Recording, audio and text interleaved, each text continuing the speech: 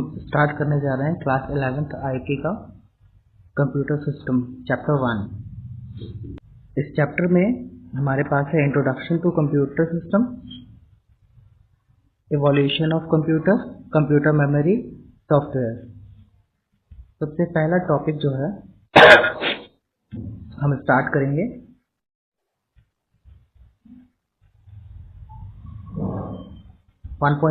Introduction to computer system. So here we can understand that what is computer. So a computer is an electronic device that can be programmed to accept data as input, process it and generate result as output. A computer along with additional hardware and software together is called a computer system. तो यहाँ पर जो computer है वो क्या करता है, एक डेटा को एक्सेप्ट करता है और एक्सेप्ट करने के बाद उस डेटा को प्रोसेस करता है, प्रोसेस करने के बाद उस प्रोसेस डेटा का आउटपुट देता है। हम एक एग्जांपल से समझते हैं कैसे।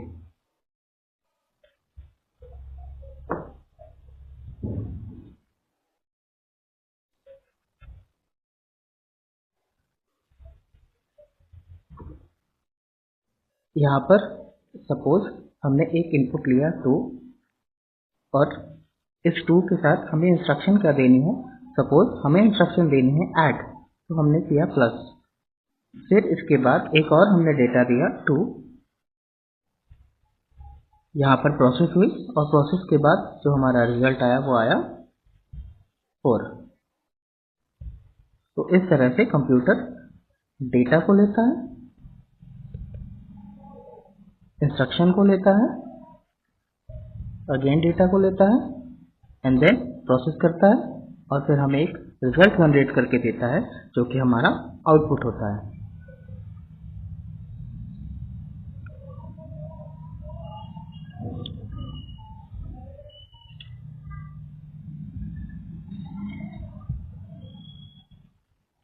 तो हम यहाँ पर आगे बढ़ते हैं। A computer system primarily comprises of a central processing unit, memory, input-output devices, and storage devices. All these components function together as a single unit to deliver the desired output. A computer system comes in various forms and size.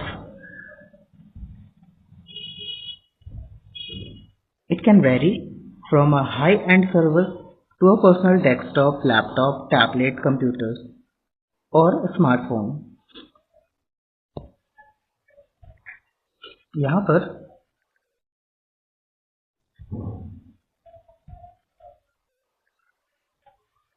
Figure 1.1 में दिखाया गया है कि computer system की units क्या क्या होती हैं या कंपोनेंट्स क्या क्या होते हैं। फिगर क्या शो करता है, block diagram of computer system. The directed line represent the flow of data and signal between the components. यहाँ पर हमें फिगर में दिखाया गया है कि प्राइमरी मेमोरी, कंट्रोल यूनिट और अर्थमेटिक लॉजिकल यूनिट एक ही सेक्शन में होते हैं, जहाँ पर सेकेंडरी स्टोरेज कनेक्टेड होता है और इनपुट आउटपुट डिवाइसेस कनेक्टेड होते हैं। जहाँ पर भी इनपुट आउटपुट डिवाइसेस होते हैं, यहाँ पर जो भी हमारे इनपुट डिवाइस होते हैं जो हम आगे डिस्कस करेंगे वो कनेक्टेड होते हैं। ये जो पूरा एरिया है सेंटर वाला, ये पूरा का पूरा अंदर सीपीयू के कैबिनेट के अंदर होता है, जिसे हम सीपीयू कहते हैं। एक्चुअली कैबिनेट के अंदर सीपीयू होता है।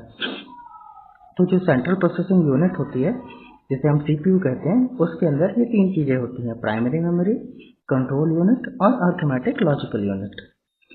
साथ में ही अलग से हम अटैच करते हैं सेकेंडरी स्टोरेज को और साथ में ही आउटपुट डिवाइस जो कि अलग से कनेक्टेड होते हैं। इनपुट डिवाइस और आउटपुट डिवाइस इन्हें हम अलग से कनेक्ट करते हैं, ठीक है। These also called peripheral devices. Central unit जो है कैबिनेट के अंदर होती है, मदरबोर्ड के ऊपर, और सेकेंडरी स्टोरेज भी कैबिनेट के अंदर होती है, लेकिन वो मदरबोर्ड के ऊपर नहीं होती है, वो अटैच होती है साटा या पाटा केबल से।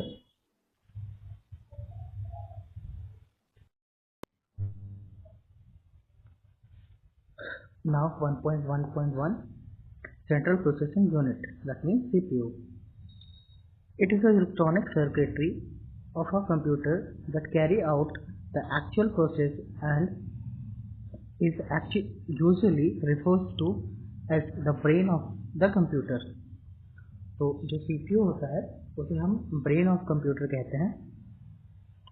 इसके अंदर एक इलेक्ट्रॉनिक सर्किट होता है जो एक्चुअली में प्रोसेस करता है।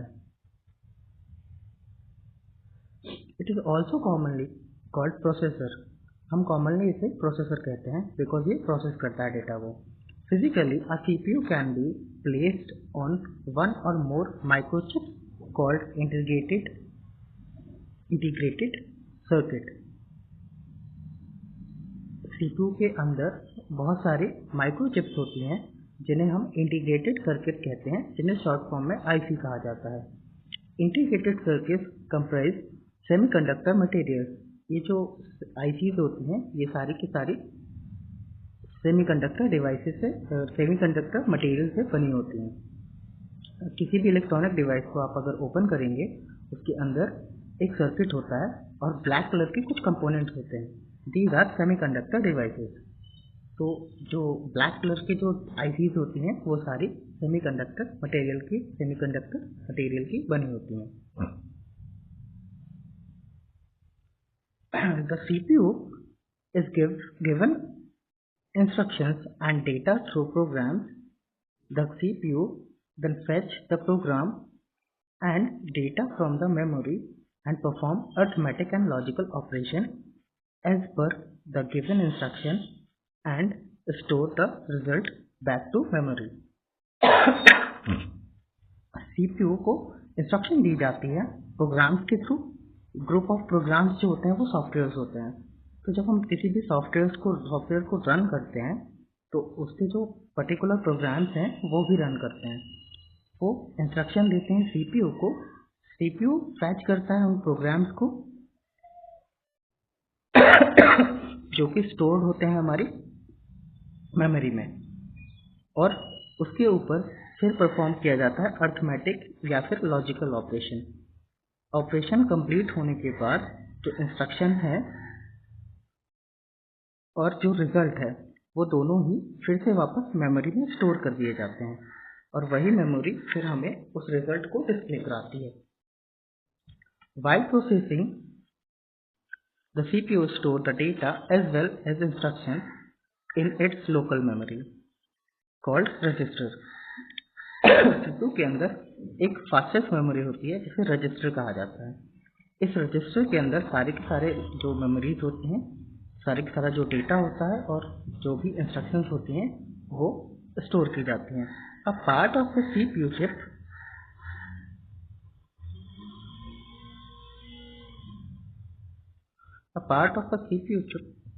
and they are limited in size and number.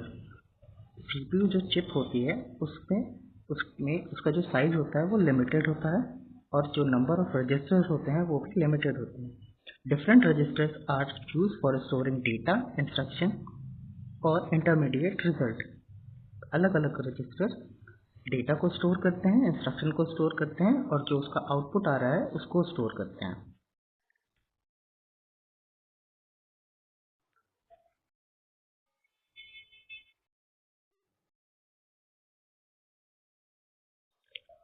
Other than the register, the CPU has two main components: arithmetic logical unit and control unit. Arithmetic logical unit जो भी arithmetic operations होते हैं, add, subtraction, multiplication, division, इनको perform करते हैं और जो भी कंपैरिजंस होते हैं greater than, less than, equal to, इनको भी सॉल्व करते हैं। इसीलिए इसे अर्थमेटिक लॉजिकल यूनिट कहा जाता है। ये लॉजिक्स को भी सॉल्व करते हैं और अर्थमेटिक ऑपरेशंस को भी सॉल्व करते हैं। एंड कंट्रोल यूनिट सिग्नल्स को कंट्रोल करती है। जो भी इनपुट सिग्नल हैं, जो भी इंस्ट्रक्शन हैं, जो भी आउटपुट सिग्नल्स हैं, सबको कंट्रोल करने का काम जो होता है वो कंट्रोल यूनिट का होता है। ALU perform all the arithmetic and logical operations that need to be done as per the instruction in a program. किसी प्रोग्राम में जो भी अर्थमेटिक और लॉजिकल ऑपरेशन होते हैं उनको सॉल्व करता है अर्थमेटिक लॉजिकल ऑपरेशन, जो भी इंस्ट्रक्शन प्रोग्राम के थ्रू दिए जाते हैं। अब कंप्यूटर में हम डायरेक्टली डेटा तो इंसर्ट कर नहीं सकते, उसे एक पर्टिकुलर सिंटेक्स में लिखकर ही कंप्यूटर को समझा सकते हैं। तो जो प्रोग्राम होता है वही एक प्रॉपर सिंटेक्स होता है जो कि कंप्यूटर अंडरस्टैंड कर पाता है। Control unit sequential instruction execution, interpret instruction and guide data flow through the computer memory. Computer memory में डेटा को कंट्रोल फ्लो देता है, डेटा कहाँ से इनपुट होगा, कहाँ आउटपुट होगा, कितनी देर होल्ड कर किया जाएगा, ये सारी चीज़ें कंट्रोल यूनिट करता है। Data flow through the computer memory, ALU and input output devices, CPU is also popularly known as microprocessor. जो CPU होता है उसे ही हम माइक्रो प्रोसेसर कहते हैं।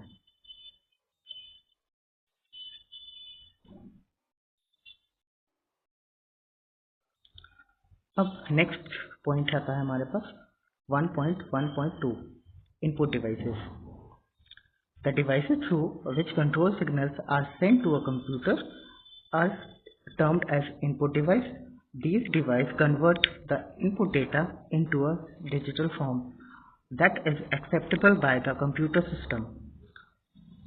Some examples of input device include keyboard, mouse, scanner, touch screen,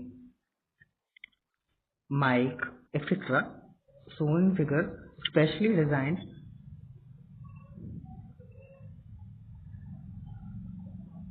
Braille keyboards are also available to help the visually impaired for enter data into a computer. Besides, we can now enter data through voice. For example,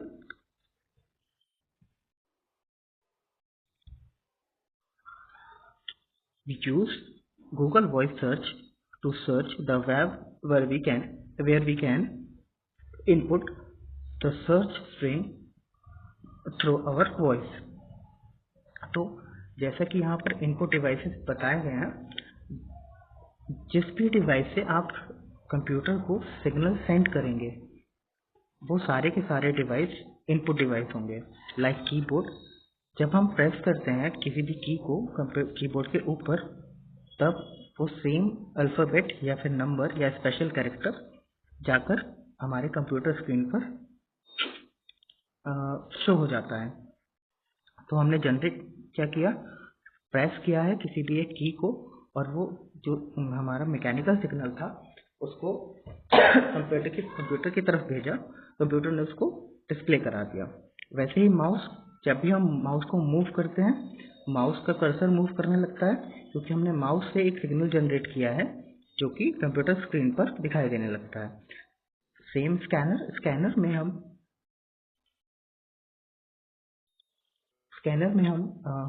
scan करते हैं किसी भी hard copy को और वो जाके soft copy बन जाती है। तो हमने हार्ड कॉपी से सिग्नल दिया है कंप्यूटर को और वो कन्वर्ट होके सॉफ्ट कॉपी में वहाँ पर हमें दिखाई देने लगता है। टच स्क्रीन, जब हम टच कर रहे हैं, जैसे मैं अभी टच कर रहा हूँ और ये राइट का एरो बन जा रहा है, तो मैंने क्या किया, एक मैकेनिकल सिग्नल दिया अपने फिंगर से और इस सिग्नल को मैंने भेजा है इस टैबलेट के प्रोसेसर के पास, प्रोसेसर ने उसको डिस्प्ले करा दिया। तो जिस भी डिवाइस से आप सिग्नल कंप्यूटर की तरफ भेजते हैं वो इनपुट डिवाइस होता है।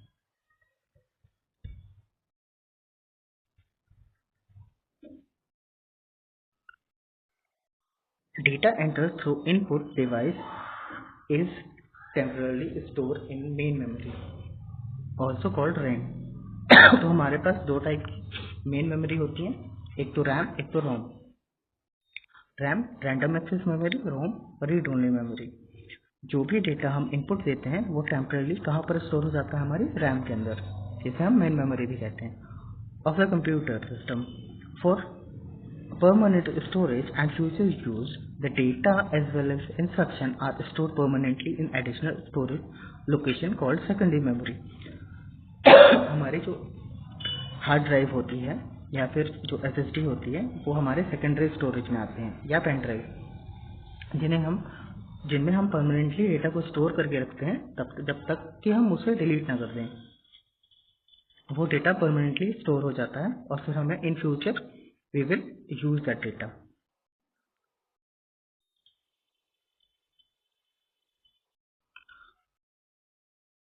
Now 1.1.3 output device, the device that receives data from a computer system for display, physical production, etc.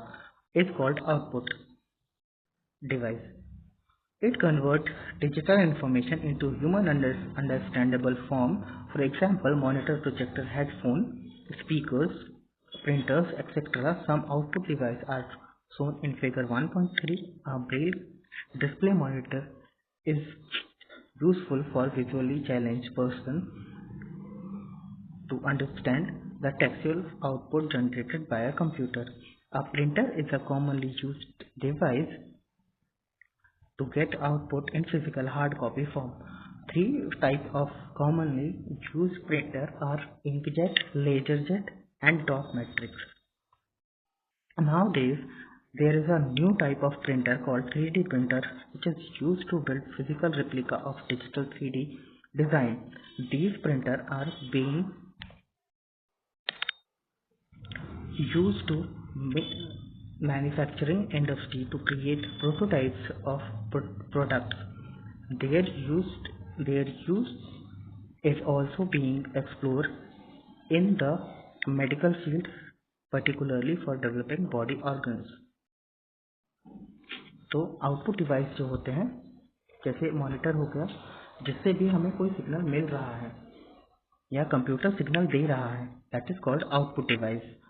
जैसे मॉनिटर जिसपे हमें विजुअल इन्फॉर्मेशन दिखाई देती है, स्पीकर जो कि साउंड जनरेट करता है, प्रिंटर जो हमें एक हार्ड कॉपी देता है, और 3D प्रिंटर जिससे हम किसी भी ऑब्जेक्ट को बना सकते हैं। 3D प्रिंटर्स में जो कॉमनली यूज होते हैं, जैसे inkjet, LaserJet and dot matrix. Inkjet जिसमें एक इंक टैंक होता है, या फिर नॉर्मली जो बिना इंक टैंक का आता है उसमें रिफिल होती है एक, जिसे हम कॉटरेज कहते हैं या फिर हेड कहते हैं। उस हेड में इंक भरी होती है, उस इंक के थ्रू हम प्रिंट करते हैं, ये इंक जेट हो गया।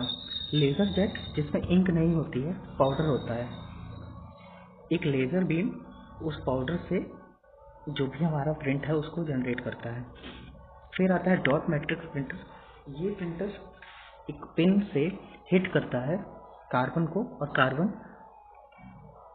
पेपर के ऊपर लिख देता है। जो रेलवे स्टेशन पर टिकट मिलती है वो डॉट मैट्रिक्स प्रिंट से ही मिलती है।